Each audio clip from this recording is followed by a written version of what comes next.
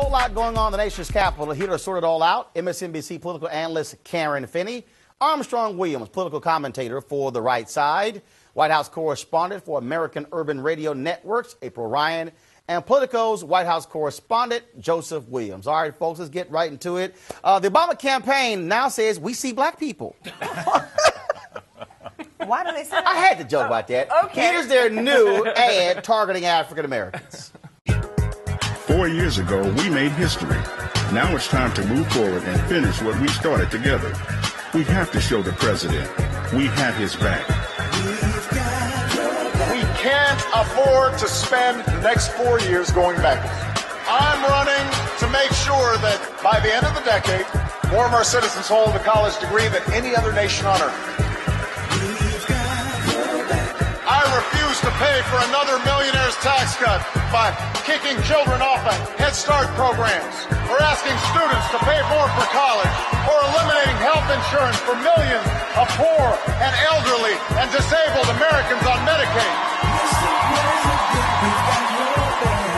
Have the president's back and register to vote. Go to gottavote.org to register now. Panel, take it away. Great beat. Great beat. Great beat. 78. So you're commenting on the beat, not what was said in the commercial. You know, I think it's, in some ways, it's just so offensive. Yeah, black people, will, the majority of them will always have the president's back, but what, does he have their back? What about their economy? What about the job? What about the job growth? What about the health care and the things that he's promised? And I understand they're very caught up in having the first, and they would like to see him reelected. But I do think that the president plays a lot of lip service to black people, and they don't get what they deserve in return. Armstrong's hitting the nail on the head.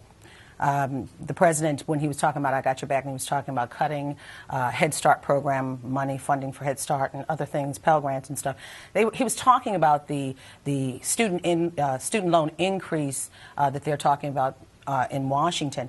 And that is a real issue. But the issue is, where has this campaign been for the last couple of months, the last couple of years in the black community? And that is a big concern. And we were talking earlier, saying we were questioning how many blacks will be going to the polls, because it's about, what have you done for me? What affects me? My pocketbook. There's so many. There's still a disproportionate number of African Americans on the unemployment line, underemployed and things of that nature. And it's about what affects you. You know, Karen, it's pretty interesting. I've talked to a number of people all across the country. I've had conversations with small business owners. I've had conversations with folks who work on Wall Street, folks who are teachers or whatever. And it's very interesting, because what happens is I will hear gripes, but then folks will say, but get in line because our life is going to be worse if it's Mitt Romney. So if you're the campaign, all of a sudden when you say, you know, have our back or he has your back, to April's point, shouldn't you also be still specifically for African Americans articulating what I'm going to do for you over the next 4 years, like he has to LGBT community, to Latinos, to rural Americans as well? But you know what?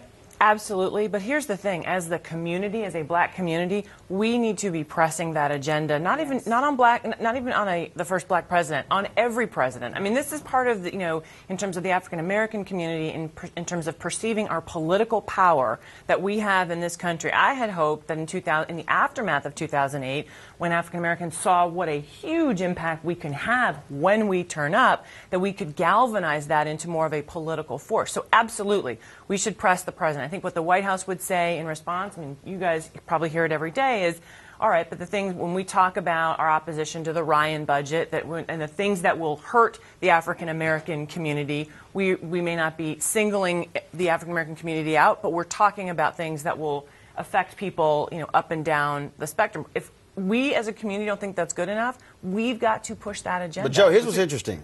When that happens, the public says, don't do that. Don't do it. And you've reported on it, and I can guarantee you right now that while this conversation is going on as we speak, there are people who are going to be on my Twitter feed, going to TV1's website, saying, don't be talking about this, don't be asking for things, this might jeopardize his reelection. And so you have this struggle that's really going on, because I'm hearing one thing privately, but I'm hearing another thing publicly. Well, and that's part of the problem. But I think, to Karen's point, outlining an agenda, it almost has to be forced from this White House. But what is not happening is on the Republican side, giving people a true choice. I was talking with some black conservatives last week where they were saying, look, we have an opportunity to get the African-American vote here.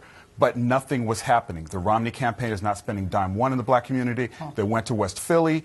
It was almost a one-off, a one-and-done, where they went in, they got a little hostility, and they're like, okay, we're not going to do that again. It's interesting. I've been taught, first of all, Tara Wall is a senior advisor for the Romney campaign, and she, of course, she's been on this show. We all know her as well. I've talked to her a couple of times as well, and she said she's made the point in terms of that they are going to be doing those things. Armstrong, I don't believe, first of all, I don't believe that the Republicans actually think that they're going to somehow get the black vote.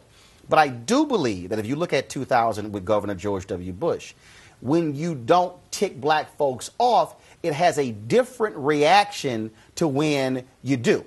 Well, there's just, I heard candidate Romney this week inject teachers and firefighters into debate regarding Obama's comments about the private sector. I mean, it was outrageous. Why would you do that? Because the issue is not about firefighters and teachers. They're not being fired, nor are they being hired. And what the president is talking about is more bureaucrats, more social workers, and more caseworkers that you're hiring. No, that's not true, Armstrong. Hold up. First of all, I'm going to deal with that in the biggest damn lie. And so the bottom line is, look, I am one of the people, like on this panel, I voted for the president. I voted for the president based on history. I want this president to do well. But I cannot understand his policy, especially when you have a base, as you mentioned, as loyal as black people. He focuses attention on LBGT. He focuses on everybody else. Why? Because he can take them for granted, because they allow him to take them for granted. Let's be honest. A lot of Republicans, a lot of black Republicans gave him that because of history the first time. Yeah. Now you guys have broken ranks. You said, okay, we did it for history's sake. Colin Powell and some other black Republicans. But let me say this to you. Neither campaign has a black agenda. You can't just say it's about, you cannot just say it about Barack Obama. To have one. But you certainly can expect them to have one. But you're going to be president of all. I don't care. Oh, please, all the votes he's getting, he should return the investment. It's an investment. You should get a return on your investment. Okay, right. Please. Whoever's going to be president is president of all America, not just LGBT America, not just Latino America, not just white America, not just conservative white America. And it's not just about the picture. Two things.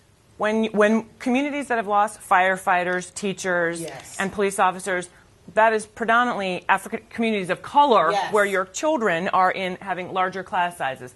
Second point, to your point, I think there is clearly a frustration, and I think you are going to get a lot of backlash as this conversation is happening. And I think part of it is because we are a loyal community, but yet there's frustration, and people feel like, well, we shouldn't be airing that publicly. We should be having that conversation. Because of real politics. I mean, we know this. We know that the first African-American president has encountered unprecedented resistance from all quarters, simply because not all presidents in this way. There was a lot of racism. You got it now. You're making excuses for him. You are making excuses. You're guilty of the same thing you're accusing everybody else of. The problem is the Republican Party. The Republican Party has not presented an opportunity to compel the president to outline a black agenda. But also, you guys, to Roland's point, just from a purely political perspective, I would have expected conservatives to say, we're not going to win African-American votes, but we might be able to neutralize some of the African-American vote if we just show up and talk Karen, to they a do few. try. No, they don't. They don't try. It's not a sustained effort, Armstrong. It's not a birther debate is ridiculous. I don't even know why we're talking about it.